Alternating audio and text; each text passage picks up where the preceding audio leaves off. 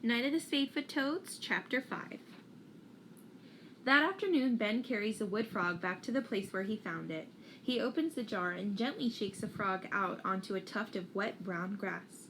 The frog sits where it landed, and its neck moving in and out with its breath. "Go ahead, fella." He prods it with his finger. "At least you get to go home." He nudges the frog again, and it leaps away. Ben squats down, looking around him. The rain has stopped. Finally. The clouds are passing quickly overhead, and he can see patches of blue here and there. The breeze lifts the smell of the earth up into the air.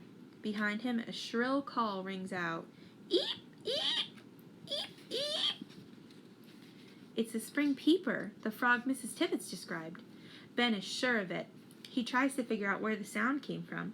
There's no sign of anything moving. These frogs are well camouflaged. He sits and waits. He hears it again. "Eep, eep, eep, eep." Nothing moves.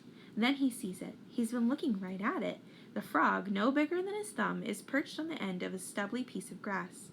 It's brownish green, the color of the grass itself. Across its back, he sees a faint outline of a dark X that runs from both shoulders, the lines crossing on its back and ending near its legs. Ben darts his hand out to scoop up the peeper, but before he gets anywhere near it, the frog leaps into the air, and it lands with a little plink in a small pool near him, disappearing into the murky water filled with dark leaves and branches. "Darn," Ben says, but he's smiling. Just seeing the frog feels like a little victory. He squats there for a while, trying to find another peeper, but has no luck. His legs are stiff and it's getting dark. Finally, Ben rises from his haunches and his heads back to his house. The sound of the chorus of spring peepers fill the heavy air. Ben spends the weekend at home. He emails Lizard Man, hoping to hear back from him right away, but he gets no response. His mother asks him if he wants to invite someone over to the house. Ben shakes his head. "Isn't there someone?" she asks. "No, Mom, there isn't anyone." On Monday morning, Ben gets to school early. He pulls out his unfinished math homework, hoping to get it done before the last bell. Danny Martin, one of Frankie Murley's friends, comes up to his desk and holds out an envelope. This is odd. He's never paid attention to Ben before. "Here's an invitation to my birthday party," Danny blurts out. "It's at the skating rink Saturday morning. We're having pizza." He hands Ben the card and hurries back to his desk. Ben looks at the invitation. He wants to go to the party. He likes pizza, and he'd like to be part of a group of kids, but he can't skate very well. And he's not sure why Danny invited him. It almost seems like he had to do it. His mom probably forced him to invite everyone in the class. Jenny flops into her seat in front of Ben and sees him holding the card. "Is that for Danny's party?" "Yeah. Are you going?" "I can't. I have a swim meet." "Are you?" "I don't know." Even though he's never talked to Jenny outside of school, he wishes she were going. "It'll probably be fun," she says. "The pizza at the skating rink is really good." Ben nods. The pizza is good. Maybe that's enough of a reason to go. Or maybe he could end up being friends with Danny. At lunch, Ben passes by the table where Danny and Frankie are sitting with a couple of other boys. There's no room for him at their end anyways. He chooses a half-empty table near the window and slides onto the bench. "Hey, Ben!" Ryan rushes up and sits across from him. "Are you going to the party? Did you get an invitation?" Ben shrugs. "Are you going?" Ryan asks again. "I don't know." "Come on. If you go, I'll go. Then we'd have each other to hang around with." Ben gives his milk carton a shake and pries open the top. "I really, really hope you can go," Ryan says. Ben feels kind of bad for Ryan. He's a nice enough kid in some ways, if only he weren't so hyper. "Okay," Ben says, hoping he's not making a mistake. "I'll go."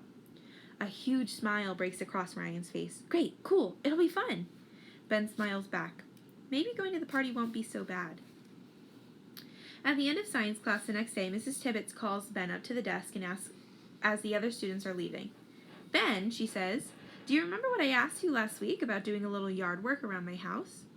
Ben glances around to see if any of the other kids are still in the room. "Uh-huh, sure. I was wondering if this Saturday morning might be a good time. You could help me for a while. I'll pay you, of course, and then if we have time, we could see what kind of little critters we might find in the woods. The toads are out, and the spring peepers are calling, even in the middle of the day. Maybe we could catch one." "How?" "I tried the other day, but it hopped away before I could get close." It seemed like every part of the teacher's face crinkles up into a smile. "Oh, yes, they're very quick. Did you use a net?" "No, I don't have a net. I just try to use my hands." "Oh, a net makes it much easier," she said. "I have a bunch of them. My husband must have left a dozen in our garage. I certainly would lend you one." Hunting frogs with a net sounds like a good time, even if it means doing yard work for a teacher first. "Okay," he says. He can't help feeling excited. "I'd better call your parents to make sure it's all right. Would you give me your phone number?" She hands him a notebook. "Okay, sure, that'd be great." Ben writes down his phone number and hands the notebook back to her. "I could pick you up at 10 in the morning," Mrs. Tibbetts says, "and I can pay you $5 an hour." "Okay," Ben says. Some extra spending money will be nice, he thinks, but catching some frogs will be even better. He heads down to the hall to Mrs. Kutcher's class. He's thinking about the nets and toads and frogs when all of a sudden he remembers Danny Martin's birthday party. He smacks himself on the head. "Dummy, dummy, dummy," he says to himself. He'd forgotten all about it. He hasn't told Danny he's coming, but he promised Ryan. Now he's told Mrs. Tibbetts he'll help her on Saturday morning. There's no way he can do both things.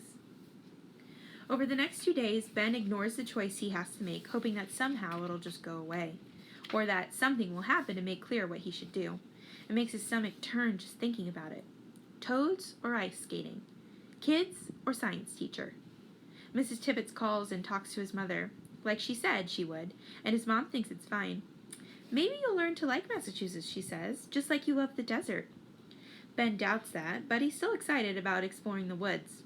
He doesn't even mind the thought of a little yard work. How hard can it be? Danny's party is still a problem, though. He hasn't shown his parents the invitation, but part of him would like to go to the skating rink. Everyone will be there. He did tell Ryan he would go, and he hates feeling left out, which is all he's felt ever since he moved. But then there are the frogs. He can't tell anyone else about working at Mrs. Tibbetts. Other kids would think he was crazy, working for a teacher and chasing frogs instead of going to a skating party. Ben can almost hear the Peepers calling. He can't get them out of his mind. He remembers that one that got away. It's going to be hard to catch a Peeper. They're fast and they're hard to find in the first place. He just wants to hold one for a minute and feel it in his hands. By lunchtime on Friday, Ben still hasn't made up his mind about Saturday, but he's thinking he should go to the skating rink since he was invited to go to the party, and he promised Ryan he'd go. As he heads to the lunch table, he sees Danny already sitting there with no one beside him. Maybe I should try to be friends, Ben thinks. He's nice when Frankie's not around. "Hi, Danny." "Hey, Ben. Want to trade your fries for my pudding?" "Sure," Ben says. He hates banana pudding, and he really wants his french fries, but he agrees. He's about to hand over his french fries when Frankie shows up and slides onto the other side of Danny. "Hey, Danny, trade you half of my fries for your pudding," Frankie says. Danny looks at Frankie, glances back at Ben, and then says, "Sure, yeah, great." Ben feels like a total idiot, sitting there holding a handful of fries. Danny starts talking to Frankie as if Ben isn't there. They laugh and joke, and Ben sits looking at his plate, still holding the limp fries. "Forget it," he thinks. "I don't want to go to your stupid party." When Ben and Agatha get home from school, their mother is waiting for them in the kitchen. She puts some snacks on the table and sits down. "Ben," she says, "I'm a little confused." "About what?" Ben asks. "Well, I got a phone call from Danny Martin's mother today. Do you know who he is?" "Uh-huh." "She asked if you were coming to his birthday party tomorrow. Did you get an invitation?" "Yeah." "Why didn't you tell me?" "I guess I forgot." "Don't you want to go?" Ben shrugs. "No, I'm going to Mrs. Tibbetts' house, remember?" "But surely Mrs. Tibbetts would understand. She wouldn't want you to miss a birthday party. Don't you think you'd have fun? You might make some new friends." Ben is sick of hearing about new friends. "I don't care about that," he says. "I told Mrs. Tibbetts I was coming, and I want to go there." His mother gets up and goes to the refrigerator. Without a word, she takes out a bunch of broccoli and some mushrooms and goes over to the kitchen counter. She doesn't mention the party again. But his dad does. After dinner, he tries to talk Ben into going. "Won't the birthday boy be disappointed? Aren't kids going to miss you?" his father asks. "The frogs can wait." Ben shakes his head. "No one cares if I come or not." "No one? Absolutely no one? No one on the planet?" His father pokes him in the ribs and makes Ben mad. "No one," Ben says, but even as he says it, he wonders what Ryan will do when he shows up at the party and sees that Ben isn't there. His father frowns and scratches his head. He always scratches his head when he doesn't know what to do. Ben sometimes teases him about it, but not tonight. It's your life, Bud, his dad says, but you need to make some friends here. We're not moving. I wish we would. His father reaches out, wraps his arm around Ben's head, and pulls it in close to his chest. Before Ben can twist out of his grasp, his dad gives his head a vigorous rubbing with his knuckles. I know you do, Ben, his father says, but we're not moving. I know it's hard, and I wish we could bring all of your friends and all your critters and even a cactus or two here, but we can't. And all you can do is try to make friends here. But I don't want to, Ben feels tears welling up in his eyes. I don't like the kids here. They're idiots. I hate it here, and I still don't even have my box of things for my room. His father gives Ben head one last rub and hugs him closer. Well, idiots are everywhere, even in Tucson, but there are good guys too, even in Massachusetts. You've got to hang in there a little longer. And hey, if you're not going to the birthday party, at least you'll see some critters tomorrow with your science teacher.